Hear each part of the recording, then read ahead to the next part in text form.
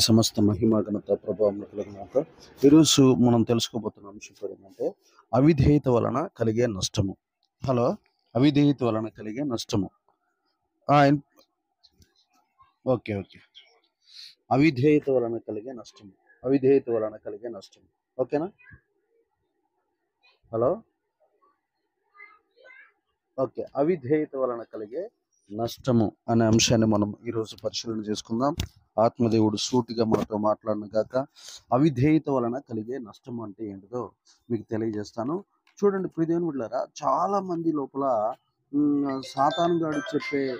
సాతాను చెప్పే అనేక రకాలైనటువంటి అబద్ధాలు నమ్ముతారు, కానీ దేవుడు చెప్పేటటువంటి నిజాలు ఎవరు నమ్మరు. దేవుడు చెప్పే నిజాలు ఎవరు నమ్మరు. అయితే దేవుడు చాలా విషయాలు చెప్తున్నాడు. మీరు నమ్ముట వలన ఈ సూచక క్రియలు జరుగును అని చెప్తా ఉంటాడు.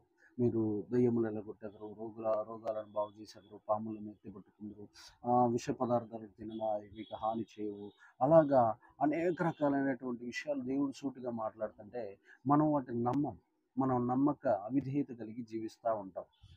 ఇవన్నీ ఎవరో చేస్తారులే, మనకు గాదులే చెప్పింది, అవి సేవకుల్లే, లేకపోతే అవి పెద్ద పెద్ద అపోస్తులే, లేకపోతే బిషప్పుల్లే, ఫాదర్లే చేసేది అనేటటువంటి భ్రమలో ఉంటాం. కానీ అది విశ్వాసులకే చెప్పాడు. ఆ విషయం సాతాను మనకి అబద్ధం చెప్పి, అది మీకు కాదు చెప్పింది, మీ వల్ల కాదు, మీ చేత కాదు అన్నట్టుగా చెప్పి మనము మన ప్రజలు విడుదల పొందకుండా చీకట్లో ఉండేటట్లు, దర్శనం పొందకుండానట్లు, జ్ఞానము లేకుండా నశించిపోయేటట్లు సాతాను చేస్తూ ఉంటారు. కాబట్టి ఇప్పుడు దేవుని బిడ్డలారా, చూడండి అక్కడ రాస్తున్నాడు. కొలస్సీలకు రాసిన పత్రిక 3వ అధ్యాయం 6వ వచనం ఒకసారి చూస్తే, కొలస్సీలకు రాసిన పత్రిక 3వ అధ్యాయం 6వ వచనం చూస్తే, దేవుని ఉగ్రత అవిధేయుల మీదకి వచ్చును అని రాయబడి ఉన్నది. కొలస్సీలకు రాసిన పత్రిక 3వ అధ్యాయం 6వ వచనం. కొలస్సీలకు రాసిన పత్రిక 3వ అధ్యాయం 6వ వచనము, వాటి వలన దేవుని ఉగ్రత అవిధేయుల మీదకి వచ్చును. దేవుని ఉగ్రత ఎవరి మీదకి? అవిధేయత అనగా మాటను వ్యతిరేకించుట, లేక మాట వినకపోవుట, చెప్పింది చేయకపోవుట. మాటను వ్యతిరేకించుట, మాటను వినకపోవుట, చెప్పింది చేయకపోవటనే అవిధేయత అంటారు. ఈ అవిధేయత వలన అనేక నష్టాలు జరుగుతాయి. దేవుడు కొన్ని చెప్తాడు ఆజ్ఞలు, వాటిని మనం అవిధేయత పాటిస్తాం. ఆ అవిధేయత వలన, ఆజ్ఞలు పాటించకపోవటం వల్ల, అవిధేయత వలన చాలా నష్టాలు తెచ్చుకుంటాం. అయితే ఆ విషయం మనకు తెలియదు. ఇది అవిధేయత వల్ల వచ్చింది కాదులే అన్నట్టుగా మనం భ్రమపరచబడతా ఉంటాం. దేవుడు ఇంకొక విధంగా శోధిస్తున్నాడేమో అన్నట్లుగా ఫీల్ అవుతూ ఉంటాం. చూడండి ప్రియదేవుని బిడ్డలారా, ఆదికాండం 3వ అధ్యాయము 11వ వచనం ఒకసారి 3:11 ఒకసారి చూస్తే అక్కడ అందుకైనా నీవు దిగంబరివని నీకు తెలిపిన వాడెవడు? నీవు కూడదనిదని నేను నీకు ఆజ్ఞాపించిన వృక్షఫలములు తింటివా అని అడిగిన. అందుకు ఆదాము, నాతో నుండుటకు నువ్వు నాకు ఇచ్చిన ఈ స్త్రీయే ఆ వృక్ష ఫలములు కొన్ని నాకు ఇయ్యగా నేను తింటున్నాను. అప్పుడు దేవుడైన యెహోవా స్త్రీతో, నీవు చేసినది ఏమిటని అడగ్గా, స్త్రీ, సర్పం నన్ను మోసపుచ్చి ఉన్నదని అందున తింటున్నాను. అందుకు దేవుడైన యెహోవా, సర్పంతో నీవు దీన్ని చేసినందుకు పశువులన్నిటిలోనూ భూజంతువులన్నిటిలోనూ నీవు శపించబడిన దానివై నీ కడుపుతో ప్రాగుచు నీ బ్రతుకు దినములన్నీ మన్ను తిందువు. మరియు నీకును స్త్రీకిని, నీ సంతానముకు ఆమె సంతానముకును వైరము కలగజేసేదను. అది నిన్ను తల మీద కొట్టును, నీవు దాన్ని మడిమ మీద కొట్టుదు అని చెప్పెను. దేవునికి మహిమ. ఆయన స్త్రీతో, నీ ప్రయాసమును నీ గర్భవేదనను నేను మిక్కిలిగా హెచ్చించదను. వేదనతో పిల్లలు కందువు. నీ భర్త ఎడల నీకు వాంఛ కలుగును, అతడు నిన్ను ఏలునని చెప్పను. ఆయన ఆదాముతో, నీవు నీ భార్య మాట విని తినవద్దని నేను నీకు ఆజ్ఞాపించిన వృక్షఫలములు తింటివి గనక నీ నిమిత్తము నేల శపించబడి ఉన్నది. ప్రయాసతోనే నీవు బ్రతుకు దినములన్నీ దాని పంట తిందువు. అది ముండ్ల తుప్పులను గచ్చ పొదలను నీకు మొలిపించును. పొలములోని పంట తిందువు. చూడండి ప్రియదేవుని బిడ్డలారా, ఆదాము హవ్వల అవిధేయత వలన 7 రకాలైన శాపాలు వారి మీదకి వచ్చాయి. స్త్రీకి గర్భవేదన, భూమి శపించబడుట, స్త్రీ ప్రయాసపడి గర్భము ధరించుట, పురుషుడు ప్రయాసపడి చెమటూర్చి పంటను పండించుట, నీ ముఖము చెమట కార్చి ఆహారము తిందువు, మరణదండన, తోట నుండి ఎల్లగొట్టబడుట, జీవవృక్షంలో పాలు పంపు లేకుండా పోగొట్టుకునుట. ఈ 7 రకాలైనటువంటి ఆశీర్వాదాలు ఒక చిన్న అవిధేయత వలన సంపాదించుకున్నారు ఆది పితరులు.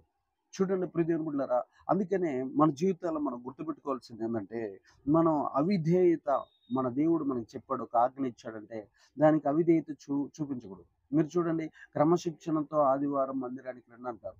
మీరు ఆదివారం మందిరానికి వచ్చేటప్పుడు ఎన్ని గంటలకు వస్తారు? సుమారు 9 గంటలకు ఆరాధన అయితే 11కి వచ్చేవాళ్ళు కూడా ఉంటారు. అయితే అది అవిధేయత. అలాంటి అవిధేయులను మీదికి దేవుడు ఉగ్రత వస్తది. కొంతమంది వ్యభిచరించకూడదని చెబుతాడు, కానీ వ్యభిచరిస్తూనే ఉంటారు. కొంతమందికి శరీర సంబంధమైన కళ్ళు, సారాయి తాగకూడదని చెబుతారు, కానీ వాళ్ళు తాగుతూనే ఉంటారు. కొంతమందికి కపటంతో కూడుకున్నటువంటి అనేక రకాలైనటువంటి అసూయతో కూడుకుని, పగతో కూడుకున్నటువంటి మాటలు మాట్లాడుతూ ఉంటారు. ఇతరులకు ద్వేషిస్తూ ఉంటారు. ఇవన్నీ దేవుని ఆజ్ఞలే. సుమారు 1650 ఆజ్ఞలు ఉన్నాయి బైబిల్‌లో. ఈ 1650 ఆజ్ఞల్ని మనిషి రోజు తప్పిపోయేటట్లు, అవిధేయతలో పడిపోయేటట్లు చేస్తున్నాడు. దానివల్ల అనేక రకాలైన నష్టాలొస్తున్నాయి. చూడండి ప్రియ దేవుని బిడ్డలారా, అందుకని మన జీవితాల్లో మనం ఏం చేయాలంటే, వాళ్ళకి ఒక్క ఆజ్ఞే ఇచ్చింది. మనకి ప్రతి ఒక్క కదలికలో ఆజ్ఞలు మన దగ్గర ఉన్నాయి. అయితే ఆ ఆజ్ఞలకు మనం విధేయత చూపించాల్సిన వారమై ఉన్నాము. అవిధేయత వలన అనేక నష్టాలు వస్తాయి. భర్త భార్యకు శిరస్సై ఉన్నాడు అన్న సంగతి భార్యలందరికీ తెలుసు. కానీ భార్యలందరూ భర్తల మీద పెత్తనం చేయాలని చూస్తూ ఉంటారు. అలాగనే ఈ స్త్రీలని సన్మానించాలని భర్తలందరికీ తెలుసు. కానీ భర్తలందరూ భార్యల్ని కాళ్ళ కింద పెట్టుకోవాలనే చూస్తూ ఉంటారు. ఇవన్నీ కూడా ఎందుకు? అవిధేయత. అందుకని ఇంట్లో గొడవలు, కొట్లాట్లు, అనేక రకాలైన నష్టాలు. బైబిల్ పాటించకపోవటం వల్ల, దేవుడు చెప్పిన వాక్యాన్ని లెక్క చేయకపోవటం వల్ల, దేవుడు చెప్పినటువంటి ప్రేమను చూపించుకోకపోవటం వల్ల, దేవుడు చూపించినటువంటి ఆ వాక్యాన్ని నెరవేర్చబడకపోవటం వల్ల ఈ అనర్థాలు, అనేక రకాలైన శాపాలు, తీవ్రమైన దుఃఖాలు, మనోవిచారాలు కలుగుతున్నాయి. అయితే ప్రియ దేవుని సంగమా, మన జీవితాల్లో మనం ఏం చేయాలంటే, మనము లోకస్తులు చెప్పిన పద్ధతులు పాటించకూడదు. లోకస్తులు ఫాలో అవుతున్నట్టు వాళ్ళని చూసి, వీళ్ళని చూసి, వాళ్ళు మేకప్ వేసుకున్నారని మనం వేసుకోవటం, వాళ్ళు వాళ్ళు రకరకాలైన క్రియలు చేస్తున్నారని మనం చేయటం కాదు. మనకి బైబిల్లో ఉందా లేదా? మనల్ని ఎలా బ్రతకమన్నాడు? మనకి దేవుడు ఏ ఆజ్ఞలు ఇచ్చాడు? మనం అవిధేయత చూపించొచ్చా? మందిరానికి వెళ్ళకుండా మనం అవిధేయత చూపించొచ్చా? సా దేవుడు పెట్టిన సభలకు వెళ్ళకుండా మనం అవిధేయత చూపించొచ్చా? మనం ఆయన పెట్టిన నియమాలు తప్పొచ్చా? మనము ఆయన దైవ సేవకుల చేత ఏర్పాటు చేయబడినటువంటి వాళ్ళు ప్రయాసను మనం హీనంగా చూడొచ్చా? దానివల్ల ఎన్ని రకాలైనటువంటి నష్టాలు మనం సంపాదించుకుంటున్నాం. చివరికి పోతే ఏం దొరుకుద్ది మనకి? ఆలోచించిన ప్రియ దేవుని బిడ్డలారా, మన జీవితాల్లో ఈ హవ్వ, ఆదాము గారు ఎలాంటి తప్పులైతే చేశారో అలాంటి అవిధేయత కలిగిన తప్పులే మనం చేసి ఉదయకాలంన ప్రార్థనకి లేవం. అదొక అవిధేయత. తర్వాత చేద్దాంలే. శరీరం మాట వింటాం కానీ ఆత్మ మాటేనం. తర్వాత చూద్దాంలే.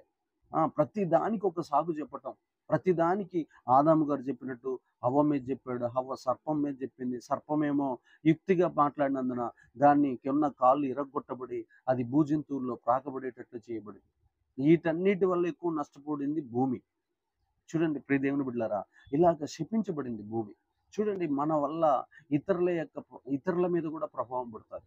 అసలు భూమి ఏం తప్పు చేయలేదు, కానీ భూమి ఆ రోజు ఆదాము చేసిన తప్పు 6000 సంవత్సరాల నుంచి స్టిల్ ఈ రోజు దాకా కూడా శాపాన్ని అనుభవిస్తుంది. నువ్వు చేసిన తప్పు వల్ల నీ గ్రామం, నువ్వు చేసిన తప్పు వల్ల నీ కుటుంబం, నువ్వు చేసిన తప్పు వల్ల నీ యొక్క బంధుజనం ఎంతగా ఎన్ని రకాలైనటువంటి నష్టాలు, ప్రమాదాలు, అనేక రకాలైన అవమానాలు, రోగాలు, వ్యాధులను అనుభవిస్తున్నారో ఒకసారి ఆలోచించాల్సింది మనం చేస్తున్నాం. దేవుని బిడ్డలారా, అవిధేయత చాలా ప్రమాదకరమైనటువంటి సర్పం. అది కాటేసినప్పుడు దేవునికి మనం దూరం అయిపోతాం. అందుకనే మన జీవితాల్లో మనం గుర్తుపెట్టుకోవాల్సింది ఏంటంటే, మనం అవిధేయులుగా ఉన్నామా, విధేయులుగా ఉన్నామా? ఎవరినో పక్కనోడిని చూడకూడదండి. మందిరానికి వెళ్ళేటప్పుడు, లేకపోతే దేవుడి దగ్గరికి వెళ్ళినప్పుడు, వాడెంతసేపు చేస్తున్నాడు, వీడెంతసేపు చేస్తున్నాడు ప్రార్థన, వాళ్ళు ఎలా మాట్లాడుకుంటున్నారు అని పక్కనోడిని కాదు మనం చూడాల్సింది. మనం దేవుణ్ణి చూడటానికి పోతున్నాం. మనకి దేవునికి ఉన్న సంబంధం ఏందో అది తెలుసుకోవాలి. కానీ పక్కనోడు ఏం చేస్తున్నాడు, ఎదుటోడు ఏం చేస్తున్నాడు, వెనకోడు ఏం చేస్తున్నాడు, ముందోడు ఏం చేస్తున్నాడు, పైన కూర్చున్నోడు ఏం చేస్తున్నాడు, ఇవి మనకు అనవసరం. None of business. అది మనకు అవసరం లేదు. అవన్నీ నెసెసరీ లేదు. అసలు మనకు అవసరమే లేదయ్యి. కాబట్టి ప్రియ దేవుని బిడ్డలారా, మరలా నీకు చెప్తున్నటువంటి మాట ఏంటంటే, మనం అవిధేయులుగా ఉండకుండా విధేయులుగా ఉండాలని దేవుని సంకల్పం.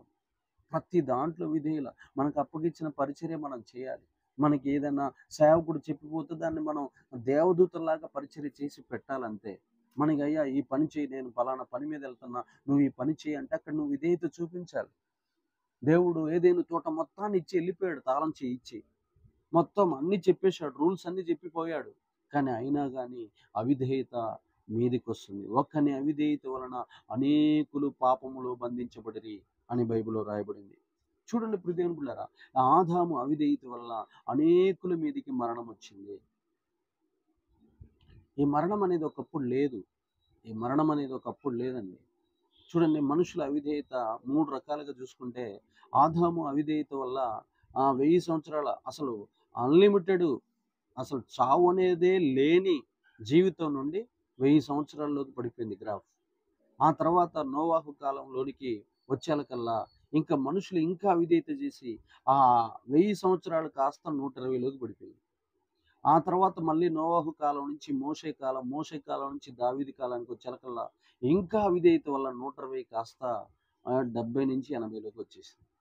ఆ 70-80 ఇప్పుడు మనం ఉన్న ప్రజెంట్ తరాన్ని చూస్తే కొంతమంది మధ్యలో చచ్చిపోతుండ్రు, కొంతమంది 50 సంవత్సరాలకే చచ్చిపోతుండ్రు, కొంతమంది ఎన్నో రకాలైనటువంటి ఈ అవిధేయత వల్ల దేవుడు ఇవ్వాల్సిన ఆయుష్, పూర్ణమైన ఆయుష్ పొందుకోకుండా చచ్చిపోతున్నారు.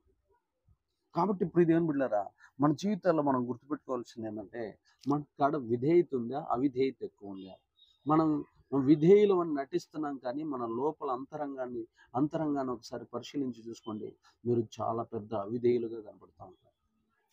మనం బైబిల్లో చూస్తే చాలా రకాలైనటువంటి మర్మాలను దేవుడు చెప్తా ఉంటాడండి. కానీ అవన్నీ మనకు చెప్పినా కానీ మనము ఏం చేస్తామంటే, దేవుని యొక్క మాటలు మనము పట్టించుకోం. దేవుని యొక్క మాటలు మనం పట్టించుకోకుండా మనకి ఇష్టం వచ్చినట్టు జీవిస్తూ ఉంటాం. మనం పోరాడేది సాతాను శక్తులతో, అంధకార శక్తులతో, ఆకాశ మండలం అందున్న దురాత్మ శక్తులతో, ఆ తర్వాత ప్రధానులతో, అధికారులతో అన్న సంగతి మనకు దేవుడు చెప్పాడు. కానీ మనకు ఆ లోకమే కనపడదు. మనం వాటితోటి ఎలాగ యుద్ధాలు చేయాలో కూడా మనకు తెలియదు. మనం ఏ పొద్దు మనుషులతో కొట్టుకోవటం, తన్నుకోవటం, గుద్దుకోవటం ఇట్లానే చేస్తాం. కానీ ప్రార్థనలో గదిలో కూర్చొని, ప్రభా నా ఇంటి మీదకి పలానా పితరుల శాపం వస్తుందయ్యా, అయ్యా ప్రభా నా ఇంటి మీదకి వంశపారంపర్యపరమైన శాపాలు వస్తున్నాయ్యా, నా మీదకి చాతబడి శక్తులు వస్తున్నాయి ప్రభా, నా మీదకి దెయ్యాలు వస్తున్నాయ్యా, నా మీదకి చెడు కళలు వస్తున్నాయి ప్రభా, నా మీద మా ఇంటి మీద సాతాను దుర్గం కట్టాడయ్యా, మా ఇంటి మీద కర్ణపిచాచులు తండ్రి ఆత్మలు పంపిస్తున్నారు ప్రభా, మా ఇంటి మీద దుష్ట బలిపీఠాలు ఉన్నాయి ప్రభా, మా ఇంటి మీద చెడు సింహాసనాలు, పడిపోయిన దురాత్మల సింహాసనాలు మా ఇంటిలో ఉన్నాయా, వాడి యొక్క గడియలు, వాడి యొక్క కట్లు మా యొక్క వంశాన్ని ఏలుతున్నాయా. ఇవి అసలు మనకి ఈ ఆత్మ సంబంధమైన విషయాలు ఇవన్నీ చెబుతుంటే అసలు మనకు కనపడవే. యెజబెల్ ఆత్మ మా వంశం మీద పనిచేస్తుందయ్యా, ముసలి యొక్క బలమైనటువంటి మకరం యొక్క స్పిరిట్ మా లోపల, చిరుతపులి యొక్క స్వభావం, మారు మనసు లేని చిరుతపులి స్వభావం మా కుటుంబస్తుల్లో కనబడుతుంది ప్రభా. భక్తిహీనుల యొక్క ప్రాణబంధకాలు భయంకరమైనటువంటి ప్రభా, పైకి భక్తి గల వారుగా ఉండి లోపల శక్తి లేని హీనులుగా మేము కనబడుతున్నాం. పైకి మాత్రం చాలా పరిశుద్ధులుగా నటిస్తామయ్యా, లోపల శక్తి లేదయ్యా, గృహశక్తులు ఉన్నాయ్యా. మా ఇంటి వారే నాకు వ్యతిరేకంగా లేస్తారయ్యా. నేను ఒక మాట చెబితే మా ఇంట్లో వాళ్ళు నా మాట వినరయ్యా.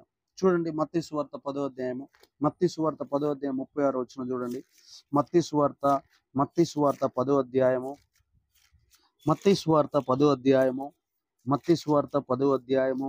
ఒకసారి 36వ వచనం చూస్తే, 36వ వచనం, ఒక మనుషుని ఇంటి వారే అతనికి శత్రువులగుదురు. ఒక మనుషుని ఇంటి వారే అతనికి శత్రువులగుతారు. చూడండి, ఇక్కడ ఈ గృహశక్తులు అంటే మన ఇంట్లో వాళ్ళే మనకి శత్రువులుగా మారేటట్లు సాతాను చేస్తాడు. ఎందుకంటే మనం విధేయులుగా జీవిస్తుంటే అవిధేయులను లేపుతాడు సాతానుడు బలంగా లేపుతాడు అనమాట. అయితే వాళ్ళకి మనం ఎంత చెప్పినా వాళ్ళు మన మాట వినరు, మనల్ని లెక్క చేయరు, మనల్ని హీనపరుస్తారు, మనల్ని అగౌరవపరుస్తారు, మనల్ని హేళన పరుస్తారు, మనల్ని వేధిస్తారు, మనల్ని కృంగదీస్తారు, మనల్ని వెనక్కి లాగుతారు, మనల్ని అనేక రకాలుగా దంచాలని చూస్తారు, అనేక రకాలుగా మనల్ని ఓడించాలని చూస్తారు. అయితే ఈ అవిధేయులతో మనం యుద్ధం చేయాలి. యోసేపు గారు అవిధేయులు 10 మంది అన్నలతో యుద్ధం చేశాడు, విధేయుడిగా గెలిచాడు. దేవుడి దగ్గర తండ్రి అయిన వాళ్ళ యాకోబు నాన్నగారి దగ్గర విధేయుడిగా జీవించాడు యోసేపు. అందుకనే ఆయన గొప్ప గొప్ప పదవులను తన జీవితంలో పొందుకున్నారు. అవిధేయులు అన్ని నష్టాలే, కరువులో జీవించారు. దగ్గర దగ్గర 30 సంవత్సరాల కరువు వారి దేశం మీదకి ఎందుకు వచ్చిందంటే వారి అవిధేయతను బట్టి. వాళ్ళు అనుకున్నారు, మేము ఈరోజు చేసే తప్పులు, ఈరోజు చేసే అబద్ధాలు, ఈరోజు దొంగసాటుగా మేము కోసుకొని తినే గొర్రెలు, ఇవన్నీ మా నాన్నగారికి తెలియదు కదా, మా వల్ల ఎవరికి నష్టం జరగదు, మా వల్ల ఎవరికి ప్రమాదం రాదను. ఆ 10 మంది వల్ల ఆ దేశం మీదకి కరువు వచ్చింది 30 సంవత్సరాలు.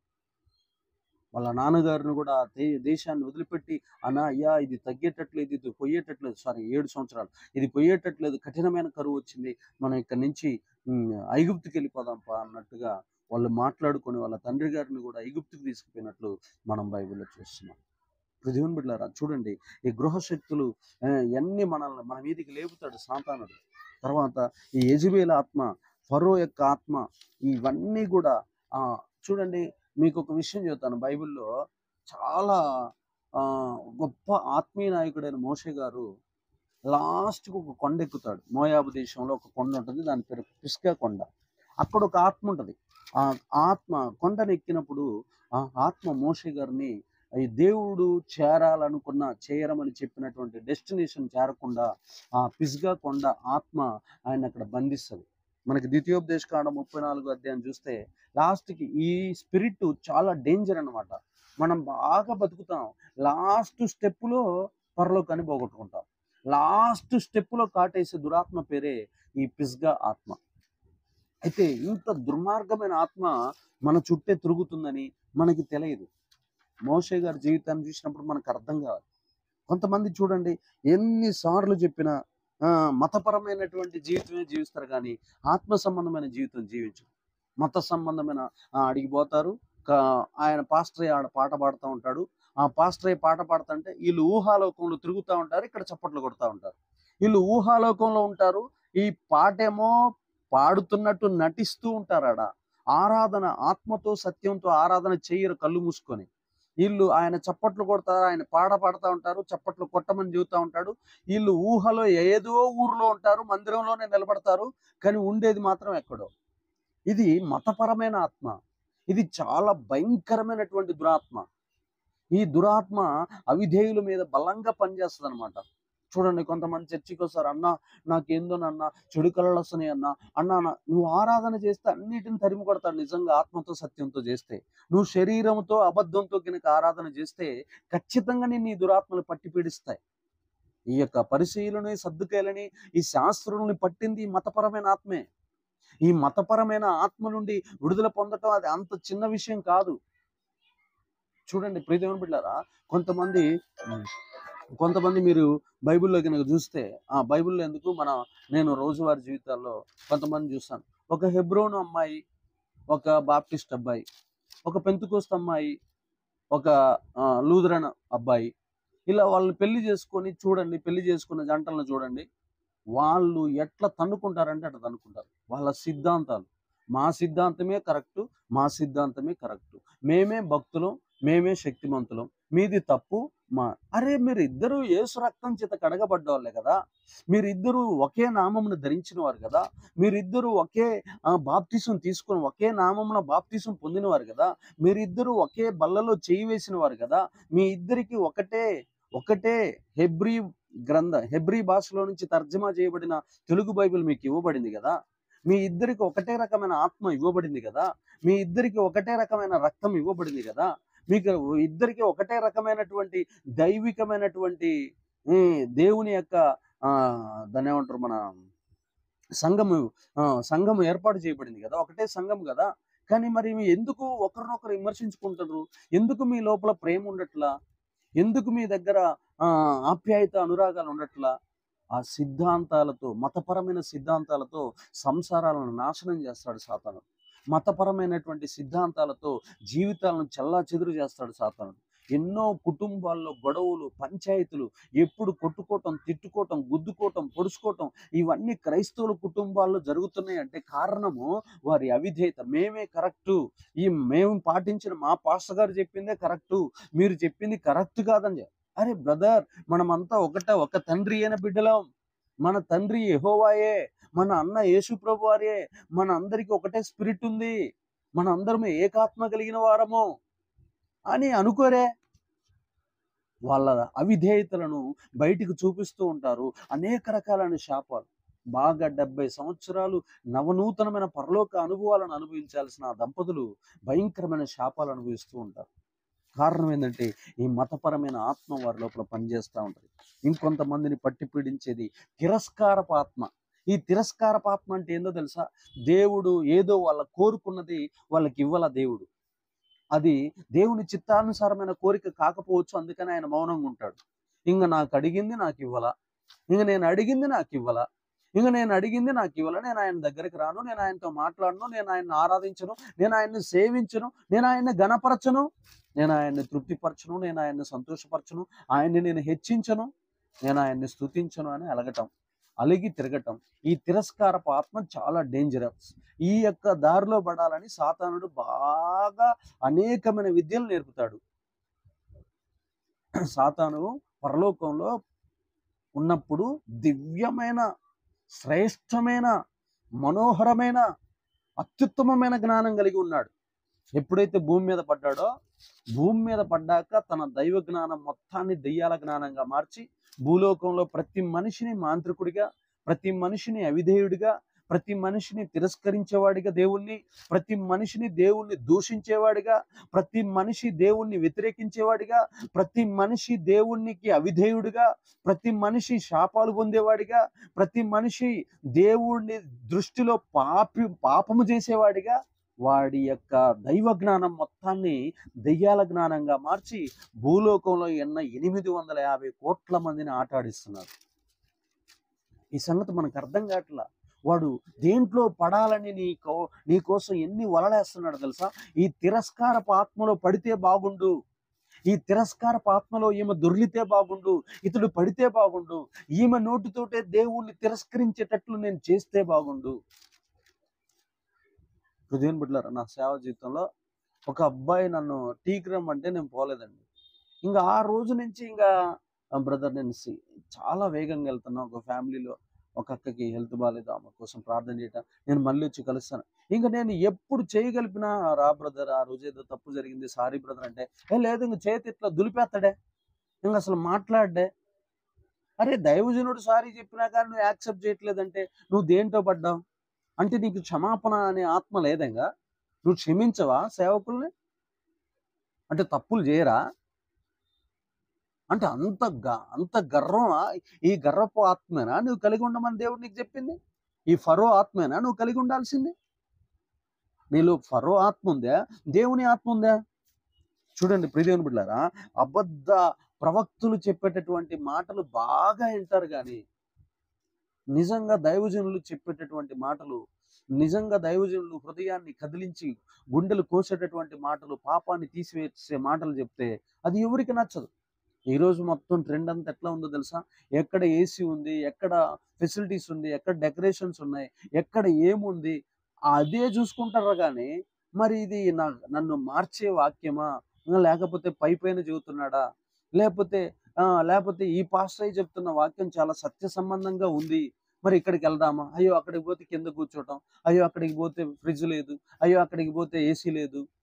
అంటే నిన్ను పొడిచే వాక్యం కావాలా, లేకపోతే నిన్ను పొగిడే వాక్యం కావాలా?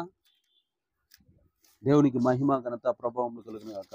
ప్రియ దేవుని బిడ్డలారా, ఇలాగా అనేక రకాలైనటువంటి స్పిరిట్స్ ఈ అవిధేయత ద్వారా మనం దేవుడి దగ్గర శాపాలు పొందేటట్లు చేస్తున్నాయి. చూడండి నిర్గమాకాండం 5వ అధ్యాయం 2వ వచనం ఒకసారి చూడండి. నిర్గమాకాండము 5వ అధ్యాయము 2వ వచనం. ఫరో ఎలాంటి అవిధేయత వలన ఎలాంటి శాపాలు తెచ్చుకున్నాడో మీకు చూపిస్తాను. నిర్గమాకాండం 5వ అధ్యాయం 2వ వచనం. ఫరో నేను అతని మాట విని ఇజ్రాయేలీలను పోనిచ్చుటకు యెహోవా ఎవడు, నేను యెహోవాను ఎరగను, ఇజ్రాయేలీలను పోనీయనను. చూడండి ప్రియదేవుని బిడ్డలారా, ఇక్కడ 5వ అధ్యాయం 2వ వచనంలో దేవుడు మాట్లాడుతున్నాడు. ఒక 10 నిమిషాలు దేవుడు మాట్లాడుతున్నాడు మోషేతోటి. అయ్యా మా ఊళ్ళను పోనీయి, మళ్ళీ మేము కావాలంటే తిరిగి వస్తామంటే యెహోవా ఎవడు, ఆయన మాట నేనేం తినేది, ఆయనకి నేనేంది లోబడేది, ఆయనకి నేనేంది విధేయత చూపించేది, ఆయన ఎవరో నాకు తెలియదు, చెప్పుకోపో, ఎవడికి చెప్పుకుంటావో చెప్పుకోపో. ఈ అవిధేయత వల్ల ఎంత నష్టం జరిగిందంటే 12వ అధ్యాయము ఒకసారి మీరు చూడండి. 12వ అధ్యాయము 29-31 వచనాలు. 29-31 వచనాలు. అర్ధరాత్రి వేళ జరిగినదేమనగా, సింహాసనం మీద కూర్చున్న ఫరో మొదలుకొని చెరసాలలోనున్న ఖైదీ యొక్క తొలిపిల్ల వరకు ఐగుప్తు దేశమందలి తొలిపిల్లలను అందరినీ, పశువుల తొలిపిల్లలను అన్నిటినీ యెహోవా హతము చేసెను. ఆ రాత్రి ఫరోయు అతని సేవకులందరూ ఐగుప్తీయులందరూ లేచినప్పుడు శవము లేని ఇల్లు ఒక్కటైనను లేకపోయినందున ఐగుప్తులో మహాఘోష పుట్టెను. ఆ రాత్రి వేళ ఫరో మోషే అహరోనులను పిలిపించి వారితో, మీరును ఇజ్రాయేలీలను లేచి నా ప్రజల మధ్య నుండి బయలువెళ్ళుడి. మీరు చెప్పినట్లు పోయి యెహోవాను సేవించుడి. మీరు చెప్పినట్లు మీ మందలను మీ పశువులను తీసుకొని పోవుడి. నన్ను దీవించుడని చెప్పాను. ఇదే మాట ఫస్ట్ 5వ అధ్యాయంలో చెప్పుంటే వాడికి ఎన్ని రకాలైన ఆశీర్వాదాలు వచ్చిండయి. ఒక్కసారి ఆలోచించండి ప్రియమైన బిడ్డలారా. 5వ అధ్యాయంలో అతను హృదయం కఠినం ఎందుకైంది? ఆ కఠినపు ఆత్మ ఎవరిది? సాతానుది. సాతాను వాడిలో ప్రవేశించి వాడు వాని కుమారుడు, జ్యేష్ఠ కుమారుడు, వాని కుమారుడే కాక వాళ్ళ దేశంలో పుట్టిన తొలిచూలు పిల్లలందరూ చచ్చిపోయేటట్లు, ప్రతి ఇంటిలో ఒక పిల్లగాడు చచ్చిపోయేటట్లు, ప్రతి పశువులలో ఒక ప్రథమ ఫలం చచ్చిపోయేటట్లు, పశువులు పిల్లలు వాళ్ళలో ప్రతి ఒక్కళ్ళు చచ్చిపోయేటట్లు, అది ఆడపిల్ల కానీ మగపిల్లగాడు కానీ, జ్యేష్ఠపుత్రుడు కానీ జ్యేష్ఠపుత్రికి కానీ ప్రతి ఒక్కళ్ళు చచ్చిపోయేటట్లు తన యొక్క అవిధేయత వలన అన్ని రకాలైనటువంటి నష్టాలు తెచ్చుకున్నాడు ఫరో. ప్రియదేవుని బిడ్డలారా, మనం చూడండి, చాలాసార్లు మన ఇంటికి వచ్చి సిగ్గిడిసి మనం ఉమ్మేసిన, తిట్టిన, ఎగతాళి చేసిన, అనేక సార్లు తలుపేసిన, ఏం బతుకు అని పాస్టర్లను తిట్టిన వారు తలకాయ సిగ్గుతో దించుకొని కూడా మళ్ళీ వచ్చి పదే పదే పదే పదే వచ్చి పాంప్లెట్ ఇచ్చి, అమ్మా ఈ సభకు రామ్మా, ఈ మీటింగ్కి రామ్మా, అమ్మా ఈ యొక్క దానికి రామ్మా, ఈ ఆరాధనకి రామ్మా అని చెప్తాను. నాకు తెలిసి నిజంగా బ్రదర్, నేను బైబిల్ మీద ప్రమాణం చేసి చెప్తున్నాను, నా సేవా జీవితంలో ఇప్పటికి నేను 1,00,000 ఇల్లును దర్శించుంటాను. ఆ 1,00,000 ఇళ్ళలో ఒక్కొక్క ఇంటిని 10 సార్లు కూడా దర్శించిన సందర్భాలు ఉన్నాయి. అయినా వాళ్ళు రాలేదు, అయినా వాళ్ళు నన్ను అవమానపరుస్తూనే ఉన్నారు. ఎన్నిసార్లు లెక్క చేయకుండా ఎన్నో వందల సార్లు దర్శించి వాళ్ళకి చెప్పుకుంటాను. అసలు వాళ్ళు ఎంత హీనంగా చూస్తారంటే సేవకుల్ని, అంత హీనంగా చూస్తారు. ఈయన బతకటం కోసం మన కాడికి వచ్చినాడు అనుకుంటున్నారు. నాకు ఒక ఇల్లు లేదనుకుంటున్నారు, నాకు ఒక చదువు లేదనుకుంటున్నారు, నాకు ఒక స్టేటస్ లేదనుకుంటున్నారు, నాకు ఏమి పరపతి లేదనుకుంటున్నారు. నేను ఎన్నిటిని వదిలేసుకొని వచ్చినో అది నిజంగా అయితే మా ఊరోళ్ళని అడిగితే చెబుతారు, దేవునికి మహిమ ఘనత ప్రభావం కలిగినాయి. నిజంగా గుర్తుపెట్టుకోవాల్సింది, నేను చేసే ఉద్యోగాన్ని వదిలి, నేను పొందుకోవాల్సిన లక్ష్యాలు, నేను చేరుకోవాల్సిన గోల్స్, నాకు ఎన్నో ఆశయాలు ఉన్నాయి. వాటి అన్నిటిని కూడా వదిలిపెట్టి ఒక బిచ్చగాడిలాగా డోర్ టు డోర్, నా సేవా జీవితంలో నాకు ఇన్స్పిరేషన్ ఎవరంటే పాలయించే గారు. ఆయన డోర్ టు డోర్ కొట్టి సువార్త చెప్పాడు. డోర్ టు డోర్ ఇంటికి పోయి ఎన్ని వేల మెట్లు ఎక్కానో, ఎన్ని లక్షల మెట్లు ఎక్కి ఫలానా వాళ్ళు అక్కడ ఉన్నారు, వాళ్ళు విశ్వాసులు అని అంటే, వాళ్ళకి యేసయ్య మీద ప్రేమ ఉంది, వాళ్ళు కొంచెం ఇష్టపడుతున్నారు యేసు ప్రభు వారిని, వాళ్ళకి పోయి చెప్తే చాలు మందిరానికి వస్తారంటే, ఆ చిన్న ఆశతో సుమారు ఒక 80-100 మెట్లు కూడా ఎక్కి ఆ కుటుంబాల దగ్గరికి వెళ్ళి వాళ్ళకి చెప్పి కూర్చొని, వాళ్ళు ఏమి ఇచ్చినా ఇయ్యకపోయినా, మంచినీళ్ళు ఇచ్చినా ఇయ్యకపోయినా తల దించుకొని వాక్యం చెప్పి వచ్చిన సందర్భాలు కోకొల్లలు నా 14 సంవత్సరాల సేవా జీవితంలో. అయితే ప్రియదేవుని బిడ్డలారా, ఇక్కడ ఎందుకు దేవుడు పదే పదే పదే ఎందుకు వాళ్ళు విధేయులైతారేమో అని ఒక చిన్న ఆశ. అరే, నన్ను దేవుడు చూపిస్తాడు రాత్రిపూట, నేను అక్కడికి వెళ్తే ఏదో ఒక దర్శనం ద్వారా వాళ్ళు పట్టబడతారేమో, ఖచ్చితంగా వాళ్ళు మారుతారేమో అనే ఆకాంక్ష నా లోపల బలంగా ఉండేది. కాబట్టి ప్రియ దేవుని సంగమా, మన జీవితాల్లో మనం గుర్తుపెట్టుకోవాల్సిన అంశాలు ఇవే. ఇక్కడ ఫరో అనేక రకాలైనటువంటి ఆశీర్వాదాలు పోగొట్టుకోవడానికి కారణం ఏంటయ్యా అంటే అని అవిధేయత. తర్వాత మనం నిర్గమాకాండం 20వ అధ్యాయం ఒకసారి చూడండి. నిర్గమాకాండము 20వ అధ్యాయము, నిర్గమాకాండము 20వ అధ్యాయము, నిర్గమాకాండం 20వ అధ్యాయము, 20వ అధ్యాయము 8-11, 8-11. విశ్రాంతి దినమున పరిశుద్ధముగా ఆచరించుటకు జ్ఞాపకం ఉంచుకును. 6 దినములు నీవు కష్టపడి నీ పని అంతయు చేయవలను. 7వ దినమున నీ దేవుడైన యెహోవాకు విశ్రాంతి దినము. దానిలో నీవైనను, నీ కుమారుడైనను, నీ కుమార్తె అయినను, నీ దాసుడైనను, నీ దాసి అయినను, నీ పశువైనను, నీ ఇండ్లలోనున్న పరదేశి అయినను ఏ పని చేయకూడదు. 6 దినములలో యెహోవా ఆకాశమును భూమియు సముద్రమును వాటిలోని సమస్తమును సృజించి 7వ దినమున విశ్రమించెను. అందుచేత యెహోవా విశ్రాంతి దినమును ఆశీర్వదించి దాన్ని పరిశుద్ధపరచెను. దేవునికి మహిమ ఘనత ప్రభావములు కలుగును గాక. చూడండి ప్రియ దేవుని బిడ్డలారా, ఇక్కడ మనం గనుక చూస్తే మోషే జీవితంలో కూడా అవిధేయత మనకు కనపడుతుంది. ఎలా కనపడుతుందో 18 నుంచి ఒకసారి మనం చూస్తే చూడండి, 18 నుంచి ప్రజలందరూ ఆ ఉరుములు, ఆ మెరుపులు, ఆ బూరధ్వనియు, ఆ పర్వత ధూపమును చూసి భయపడి తొలగి దూరముగా నిలిచి మోషేతో ఇట్లంది, నీవు మాతో మాట్లాడుము, మేము విందుము. దేవుడు మాతో మాట్లాడిన యెడల మేము చనిపోదుము. అందుకు మోషే, భయపడుకుడి, మిమ్మల్ని పరీక్షించుటకు మీరు పాపము చేయకున్నట్లు ఆయన భయము మీకు కలుగునట్టుకును దేవుడు వేంచేసినని ప్రజలతో చెప్పాను. ప్రజలు దూరముగా నిలిచి మోషే దేవుడున్న ఆ గాఢాంధకారమునకు సమీపింపగా యెహోవా మోషేతో ఇట్లనెను, ఇశ్రాయేలీయులతో ఇలాగు చెప్పుము, నేను ఆకాశము నుండి మీతో మాట్లాడినని మీరు గ్రహించితిరి. మీరు నన్ను కొలుచుచు వెంబడించి వెండి దేవతలనైనను బంగారు దేవతలనైనను చేసుకొనకూడదు. మంటి బలిపీఠమును నా కొరకు చేసి దాని మీద దహన బలులను, సమాధాన బలులను, నీ గొర్రెలను, నీ ఎద్దులను అర్పింపవలెను. నేను నా నామమును జ్ఞాపకార్థంగా నుంచి ప్రతి స్థలములోనూ నీ ఎద్దుకొచ్చి నిన్ను ఆశీర్వదించెదను. నీవు నాకు రాళ్లతో బలిపీఠము చేయనప్పుడు మలిచిన రాళ్లతో దాన్ని కట్టకూడదు. దానికి నీ పనిముట్టు తగలనిచ్చిన ఎడల అది అపవిత్రమగును. మరియు నా బలిపీఠం మీద నీ దిగంబరత్వము కనబడకుండానట్లు మెట్ల మీదుగా దాన్ని ఎక్కకూడదు. దేవునికి మహిమ ఘనత ప్రభావములు కలుగును గాక. ప్రియ దేవుని బిడ్డలారా, ఇక్కడ కనుక మనం చూస్తే, మీరు నన్ను కొలుచుచు వెండి దేవతలనైనను బంగారు దేవతలనైనను చేసుకొనకూడదు అని ఒక మాట రాశాడు. ఈ మాట మోషే గారి జీవితంలో, మోషే గారు ఎప్పుడైతే పక్కకి వెళ్తారో వెంటనే ప్రజలందరూ కూడా ఇష్టం వచ్చినట్లు వెండి బంగారములతో కూడుకున్న ఒక దూడను తయారు చేసుకొని వారు అక్కడ ఆరాధన చేస్తారు. దగ్గర నాకు తెలిసి 40 లక్షల మందిలో 30 లక్షల మంది అరణ్యంలో రాలిపోతారు వారి అవిధేయత వలన. దేవుడు ఏదైతే ఆజ్ఞ ఇచ్చాడో ఆ ఆజ్ఞను తప్పిపోతారు. అలాగనే మోషే గారు కూడా కొన్ని విషయాలు అవిధేయత చూపిస్తాడు. బండతో మాట్లాడు అంటే బండను కొడతాడు. ఆ అవిధేయత వల్ల కూడా అనేక రకాలైనటువంటి ఆయన కనాను చేరకుండా ఆయన నష్టపోతాడు. అబ్రహాము గారు బలిపీఠం కట్టి ఆ బలిపీఠం దగ్గరకి అగ్ని ఆరజేసినప్పుడు, అగ్ని ముట్టించినప్పుడు గ్రద్దలు, రాబందులు వచ్చి వాటి మీద వాళ్తంటే ఆయన దాన్ని వాటిని తరిమి కొట్టనందున అతని అవిధేయత వలన 430 సంవత్సరాలు ఇజ్రాయేలీలు ఐగుప్తు దేశంలో బానిసలుగా జీవించారు. 430 సంవత్సరాలు నీ యొక్క సంతానము ఐగుప్తులో బానిసలుగా ఉంటారని దేవుడు ఎందుకు చెప్పాడంటే, అబ్రహాము యొక్క అవిధేయతను బట్టి. ఆ బలిపీఠం లో ఉన్న ఆ దహన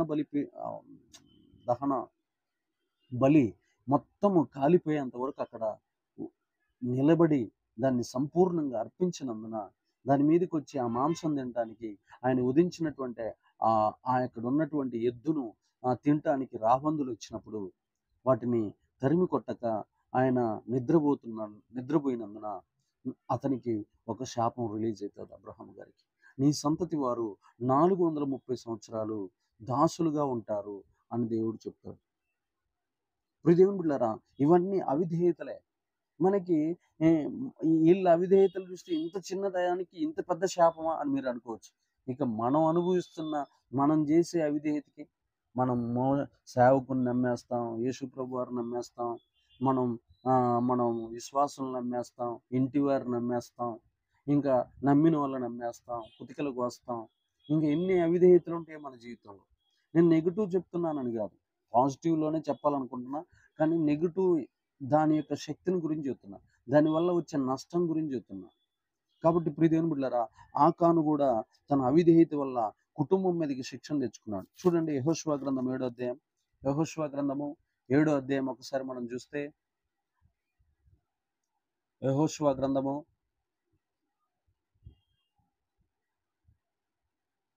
7వ అధ్యాయం 1 నుంచి 11. యెహోషువ గ్రంథము 7వ అధ్యాయము 1 నుంచి 11. శపితమైన దాని విషయంలో ఇజ్రాయేలీయులు తిరుగుబాటు చేసిరి. ఎట్లనగా యూదా గోత్రంలో జెరహు మునిమనవుడును, జబ్ది మనముడును, కర్మీ కుమారుడనైన ఆకాను శపితము చేయబడిన దానిలో కొంత తీసుకున్నాను గనక యెహోవా ఇజ్రాయేలీల మీద కోపించెను. యెహోషువ, మీరు వెళ్ళి దేశమును వేగు చూడుడని చెప్పి బేతేలు తూర్పు దిక్కున బెతాయిను దగ్గరనున్న హాయి అని పురమునకు యెరికో నుండి ఏగుల వారిని పంపగా వారు వెళ్ళి హాయి పురమును వేగు చూసి యెహోషువ యొద్దకు తిరిగి వచ్చి, జనులందరినీ వెళ్ళనీయకము, 2-3 వేల మంది వెళ్ళి హాయిని పట్టుకుని వచ్చును. జనులందరూ ప్రయాసపడి అక్కడికి వెళ్ళనేలా, హాయి వారు కొద్దిగానున్నారు గదా అని. కాబట్టి జనుల్లో ఇంచుమించు 3,000 మంది అక్కడికి వెళ్ళిరి గాని వారు హాయి వారి ఎదుట నిలవలేక పారిపోయారు. అప్పుడు హాయి వారు వారిలో 36 మనుషులను హతము చేసిరి. మరియు తమ గవిని యొద్ద నుండి షేబారీము వరకు వారిని తరిమి మోరాదులో వారిని హతము చేసిరి. కాబట్టి జనులు గుండెలు కరిగి నీరైపోయెను. యెహోషువ తన బట్టలు దించుకొని తానును ఇజ్రాయేలీల పెద్దలను సాయంకాలం వరకు యెహోవా మందసము ఎదుట నేల మీద ముఖములు మోపుకొని తమ తలల మీద ధూళి పోసుకొనుచు, అయ్యో ప్రభువా, యెహోవా మమ్మను నశింపజేయునట్లు అమోరీయుల చేతికి మమ్మను అప్పగించుటకు ఈ జనులను ఈ యోర్ధానును నీవెందుకు దాటించితివి? మేము యోర్ధాను అవతల నివసించుట మేలు గదా అని ఏడుస్తాడండి, గుండెలు పగిలిపోయేటట్లు. అది ఎవరి అవిధేయత వల్ల తెలుసా? ఆకాను అనే ఒక్కడి అవిధేయత. ఒకే ఆజ్ఞ ఇచ్చాడు, శత్రు సమూహములు శాపగ్రస్తమైన దానిని దేన్ని ముట్టకూడదు. ఈ రోజున శాపగ్రస్తమండి. చాలా మంది బ్రదర్ హలీం తినొచ్చు, అది తినొచ్చు, ఇది తినొచ్చు. ఏది శాపగ్రస్తమైందో మనుషులకు అర్థం కాకుండా నీ తిండి కోసం నువ్వు తింటే నువ్వు తెచ్చుకో శాపాన్ని, మాకేంది నష్టం? తెచ్చుకో, ఎవడొద్దనడు? నీ నీ నీ నోటి లాలట వలన, నీ నోట్లో పుట్టే లాలాజల తీపి వలన నువ్వు శాపాన్ని తెచ్చుకుంటానంటే నాకేంది? ఆకాను తన మీదకి తను దొంగిలించింది. చెప్పాడు యెహోషువ సైన్యంతో, అయ్యా, శాపగ్రస్తమైనది దేన్ని ముట్టుకోవద్దు, దాన్ని తెచ్చుకోవద్దు, దాన్ని పట్టుకోవద్దు, దానివల్ల చాలా నష్టం జరుగుతుందని చెప్పాడు. చెప్పేటప్పుడు, ట్రైనింగ్ ఇచ్చేటప్పుడు, గైడెన్స్ ఇచ్చేటప్పుడు అన్ని విషయాలు చెప్పినా కానీ అతను లెక్క చేయకుండా అక్కడ ఉన్న సీనాంబరాలను, అక్కడ ఉన్నటువంటి వెండిని, అక్కడ ఉన్న బంగారమును, అక్కడ ఉన్న బంగారు కమ్మీలను తెచ్చి తన గుడారంలో అక్కడకున్న కార్పెట్ కింద దాచిపెట్టుకున్నాడు. అయితే చూడండి ప్రియదేవుని బిడ్డలారా, దానివల్ల 3 నష్టాలు జరిగినాయి. కుటుంబం పైకి శిక్ష వచ్చింది, వెండి బంగారాలు నాశనం అయిపోయినాయి, తాను కూడా శిక్షించబడ్డాడు, తన పిల్లలు కూడా నాశనం అయిపోయి రాళ్ళ కింద ఆకూరు లోయలో ఆకాను సంతతి అంతా నాశనం అయిపోయింది. మరి ఎందుకు? ఒక్క అవిధేయత ఏం చేయలేదు. ఒక్కటే జస్ట్ నాకు తెలిసి 1 కేజీ బంగారం తెచ్చుకుని ఉంటాడు. దానికి 36 మంది చచ్చిపోవాల్సిన అవసరత ఏర్పడింది. యెహోషువ గుండెలు పగిలిపోయేటట్లు ఏడవలసిన సందర్భం వచ్చింది. దేవుడు మళ్ళీ దిగి వచ్చి అతనితో మాట్లాడి ఎందుకో అలాగ ఓడిపోయారో చెప్పాల్సి వచ్చింది.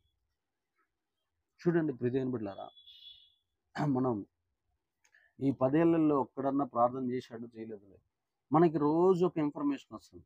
నెక్స్ట్ కనుక వేరే పార్టీ కనుక వస్తే రాజ్యాంగం మార్చేస్తారు, భయంకరమైనటువంటి దినాలు రాబోతున్నాయని రోజు క్రిస్టియన్స్ అందరికీ, ముస్లిమ్స్కి అందరికీ తెలుసు, కానీ ప్రార్థన చేయరు. వచ్చినప్పుడు చూసుకుందామంటే అది వస్తూనే ఉంటుంది, ఆగదు. ఆలోచించండి, ఈ 10 ఏళ్ల ప్రార్థనలో ఆడ మలుపు తిప్పుతాడు దేవుడు. నీకు ఇప్పుడు ఇచ్చిండు అవకాశం, నువ్వు ప్రార్థన చేయి, నేను తిప్పుతా అక్కడ చట్టాన్ని అంటాడు. కానీ నీకేమో ఇప్పుడు శోధన రాలేదు కదా, ఇప్పుడు నేను మెలకువగా ఉండాల్సిన అవసరం లేదు కదా, ఇప్పుడు నేను కనిపెట్టాల్సిన అవసరం లేదు కదా, వచ్చినప్పుడు అందరు చచ్చినప్పుడు నేను చేస్తా అంటే, అందరు చేస్తా నువ్వు కూడా చేస్తావు, కానీ నువ్వు బతకాలని నీకు లేదు. అదొక అవిధేయత.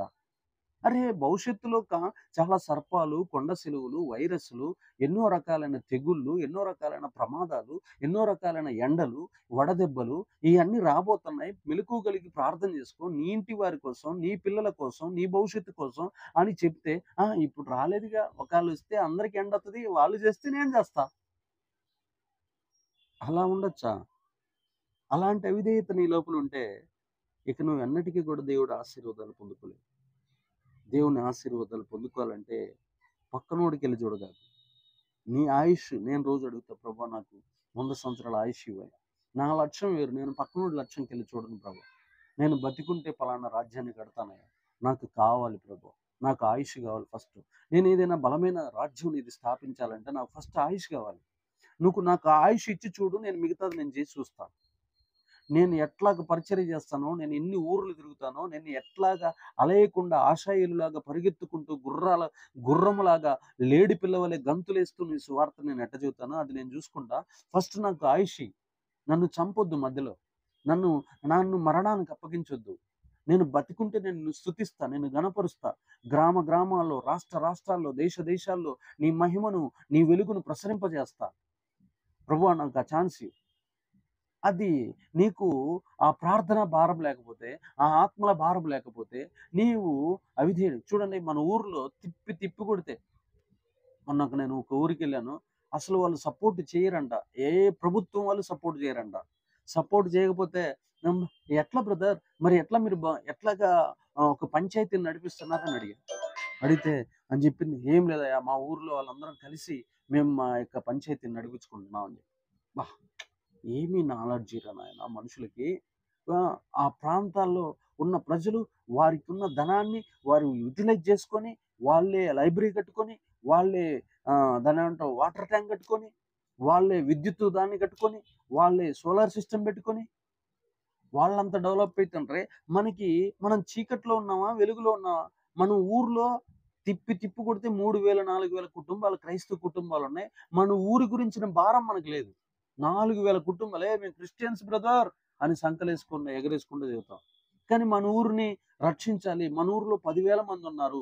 10,000 మందిలో మనం 4,000 మందే రక్షించబడ్డాం. ఇంకా 6,000 మంది నాశనానికి జోగుతున్నారు. అగ్నిలో పడబోతున్నారు. ఆరని అగ్నిగుండంలో దూకబోతున్నారు. నీ అవిధేయత వల్ల వాళ్ళు 6,000 మంది చచ్చిపోబోతున్నారు. అయినా నీకు చింత చీమ గుట్టినట్టుండదు. ఆలోచించండి ప్రియదేవుని సంగమా. నిన్ను దేవుడు గొప్ప గొప్ప కార్యాలు చేయమని చెప్పట్లా. నీకున్న ఎకరాలు ఎకరాలు ఇయ్యమంటల్లా. నీ ఊరిని రక్షణలోకి తెస్తే చాలు. సమరయ స్త్రీ కోసం ఎండలో నడుచుకుంటూ పోయింది. సమరయ స్త్రీని ఒక్కదాన్ని మారిస్తే చాలా ఊరు మారిపోతదని. నిన్నెందుకు మార్చిండో తెలుసా ఆ ఊర్లో? నువ్వు ప్రధాన పాపివి, నేను ప్రధాన పాపిని.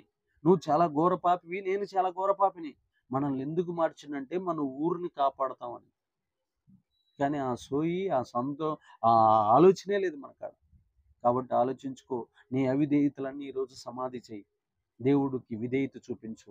అద్భుతమైన రీతిలో నీ విధేయతను బట్టి నీ గ్రామాన్ని, నీ రాష్ట్రాన్ని, నీ దేశాన్ని దేవుడు బహుగా ఆశీర్వదించి స్థిరపరచు వర్ధిల్లింపచేయును గాక. దేవుడి మాటలను దీవించి స్థిరపరచును గాక. ఆమేన్. ప్రార్థన చేసుకుందాం ప్రియ దేవుని బిడ్డలారా. ప్రార్థన చేసుకుందాం. పరిశుద్ధ దేవ తండ్రి, అద్భుతమైన రీతిలో ప్రభువా నీ పిల్లలతో మాట్లాడిన విధానాన్ని బట్టి వందనాలు స్తోత్రాలు నాయనా.